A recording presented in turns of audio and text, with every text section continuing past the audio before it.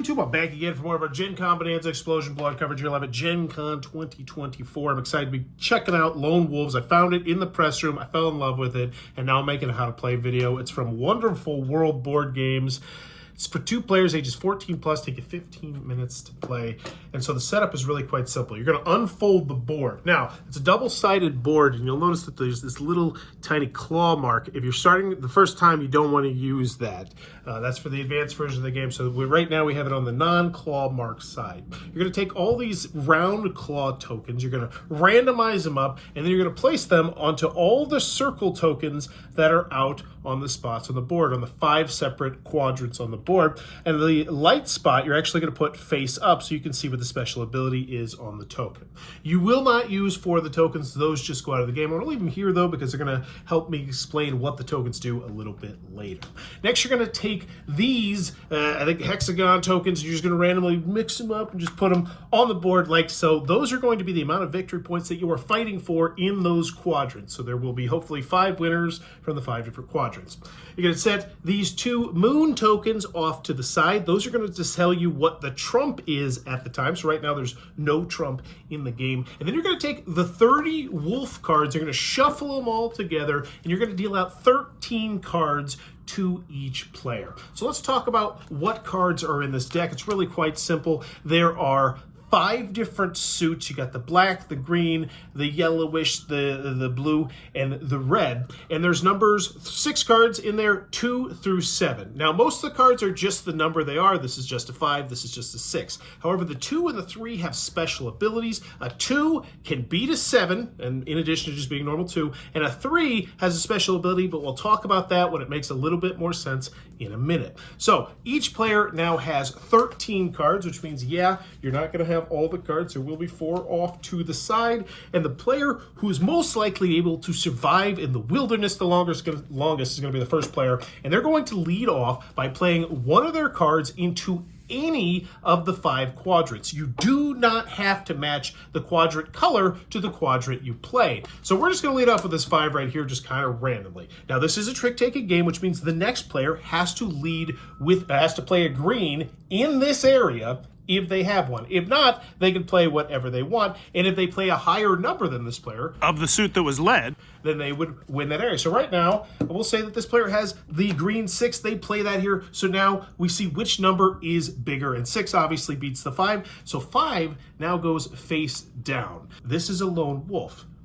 These numbers are going to dictate how much strength you have in this area later on in the game when it comes time to score these victory points. So right now, this player has 6 strength here, and this player has 1 strength here. But the upside to losing is you also get to take one of the tokens in this area, and you can either take the face up token or the face down tokens. Now we'll talk more about the tokens in a minute, so we'll just take this token right here. So this particular token, we'll just randomly put it, we'll put it over here. But you take the token and then you can place it into any one of the quadrants anywhere else. So you have to take the scar token from where the fight was, but you can put it wherever you like. So we'll just throw it right there for right now.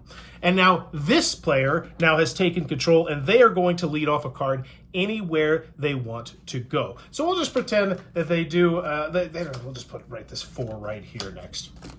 So we'll do a 4, which we'll take a look at what this guy's at over here. He's got a 3. This is actually a great time to show off this special ability. So he follows suit with the 3, and once again, he looks like he's just giving up on the spot, which might be a viable strategy in the game, but he's going to lose this, so he flips it over. But before he flips it over, since it is the 3 special ability, he gets to look at one of the face down ones and flip it over for everyone to see, and then he flips his face down. So now he has more choices as he goes down kicking and screaming. And this is actually a great one because now I want to explain a little bit to you of what the tokens do. So let's talk about the different tokens in the game.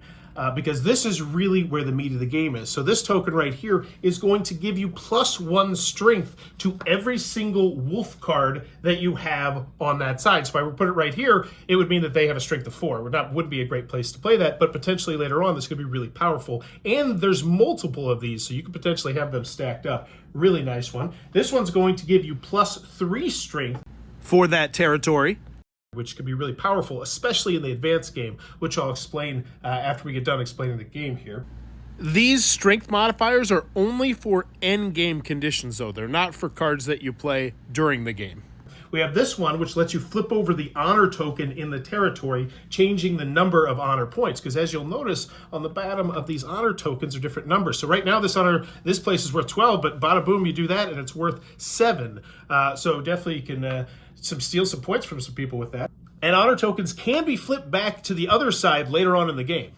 +1 honor point for each wolf card. So if you have 3 wolf cards here, that's just going to get you 3 victory points at the end of the game, which can be a big difference. This one here is going to give you 2 points for each lone wolf card you have. So if you really got crushed in a section, but if you have 2 here, you could pick up 6 points, potentially 12 points in that area. Huge chunk of points.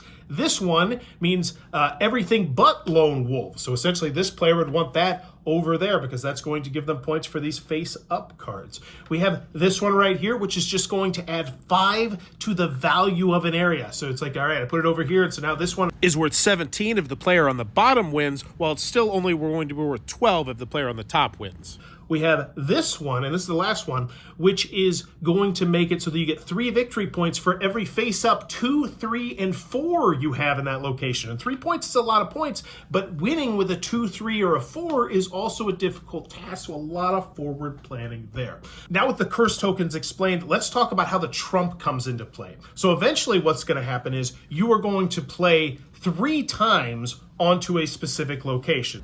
And just to clarify, this player does not have to play on this quadrant. They could play on any of the quadrants. I just wanted to show you how it works when we shut down a quadrant. So let's just say, someone decides to play this, and then this happens over here, and bada boom, just like that, this area is now closed because once the 6th card is played to an area, that area becomes locked down, at least for playing any cards. You can still play curse tokens around the outside. So in this particular example, this player would be like, oh yeah, this seems like a great spot to put here because I'm going to pick up 6 victory points. But the other big thing that happens is the moon comes in. So the white moon comes into there. And now that means that this specific color is trump. And if you're not familiar with trick-taking games, which means that that specific color is more powerful than all the other colors no matter what. So for instance, since this player won, they now are still in charge of what gets played. And so let's say they play this green 7 over here, and they're like, all right, I probably got this on lockdown. Now this player, though, doesn't have any green cards. They have the option to play a trump, and now so this one is more powerful. So in this scenario, the 3 strength would say, the 7 would be the lone wolf, and then they would get the reward. However, eventually what will happen is the trump will change, because when the second area gets full, so let's speed it up and pretend that this is what just happens. So now this second area has gotten full. There will be the 3-point moon that's going to come out right here, and now this will be the trump. So this color yellow will no longer be the trump, it will be the blue. So in every game, players will start with no trump, eventually get 1 trump, switch to a different trump, and that will be the trump for the remainder of the game. Which will be once both players have played all 13 of their cards. Once that's happened, we can go to the final scoring.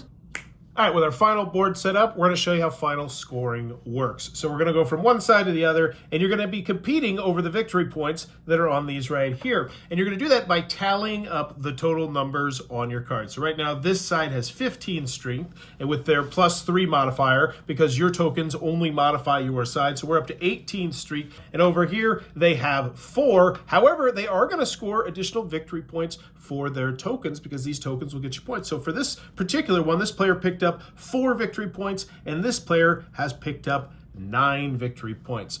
And you're going to do that going lane by lane by lane by lane by lane. So for instance, this one, you're actually competing for 17 points, 22 points potentially if this player wins.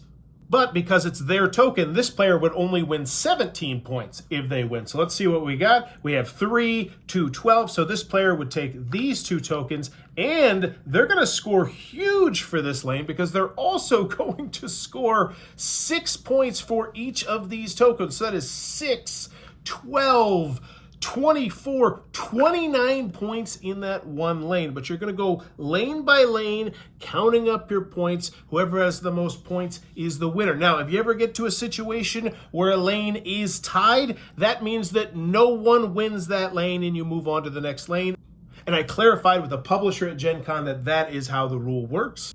And if there's still a tie at the end, the player who has the most lone wolf cards is the winner. Now, if you want to play the advanced side, which has the claw mark, the only big difference is that some of the circles where you're going to put the tokens will actually affect 2 different areas, and some of the areas will have more spots for tokens. And that's how you're going to play Lone Wolves from Wonderful World Board Game. If it looks like it might be your cup of tea, be sure to check out that link down below. If you're enjoying the Gen Con coverage, please be sure to click on that subscribe button down below. Bye-bye. This video is brought to you by all of my amazing Patreon supporters, and I would love it if you would join their ranks and have your name immortalized in the end of many of my videos for the end of time. But consider for only $1 a month, and as always, thanks for stopping by.